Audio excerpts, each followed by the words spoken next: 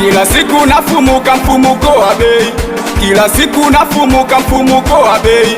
Yani everyday vitu vinapanda bei, vyakula bei, matibabu bei, elimu bei, nishati bei, kila unachogusa bei bei bei bei. Hadi mapenzi nayo yamepanda bei, kila unachogusa bei bei bei bei. Hadi mapenzi nayo yamepanda bei. Jamili vipi bei wakati sina bei? Bongo mambo hayaendi fresh mpaka uonge bei. Wanasafirisha mali wanapiga bei, wanatudanganya kwa pipi wakati wao wameshiba pilau.